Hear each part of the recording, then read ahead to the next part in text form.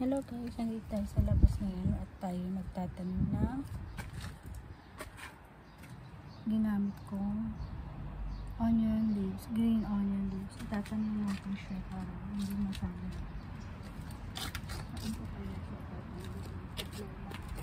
Wala na tayong tataniman kasi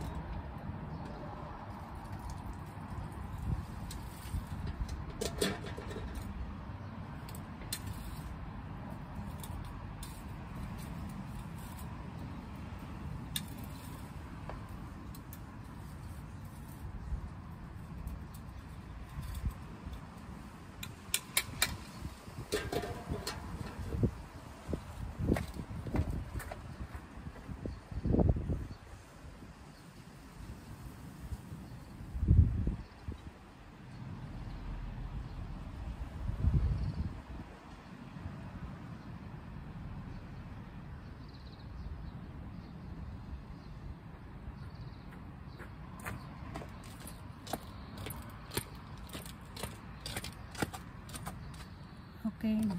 Naitanim ko na siya. Look nyo yung aking avocado. Oh. Ito may papaya seeds yun. Yung avocado ko. Ayan o. Mga nakalitaw na siya. Avocado yan.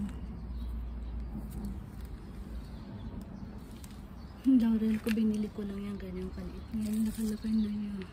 Laurel. Ayan. Strawberry. Yung aking strawberry. Ano ba ito? Yan. Ang dami niyang bunga. Namunga pa siya. Yan. Ang bunga ng strawberries ko. Yan. Yan. Nilagyan ko siyang ganyan para gagapang siya dyan. Ang aking gabi. Yearly yan, nagiging ganyan siya.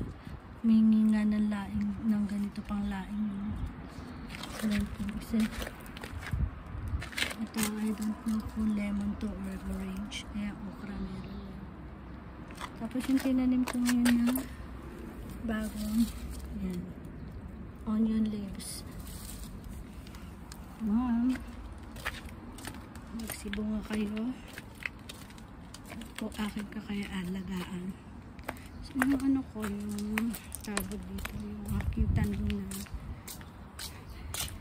pumpkin, kalabasa. Ayan o, may mga bulaklak siya. Liit pa niya. May mga bulaklak na siya. May bulaklak siya. Lahat may bulaklak.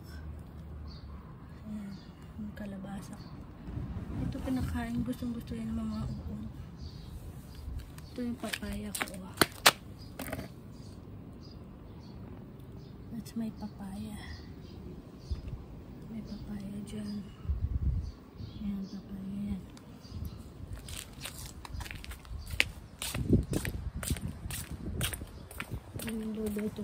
Nagluluto pala ako ng goto. Bye for now. Subscribe my YouTube channel, Pinay Wife Life in Japan. Support my page, please. Thank you.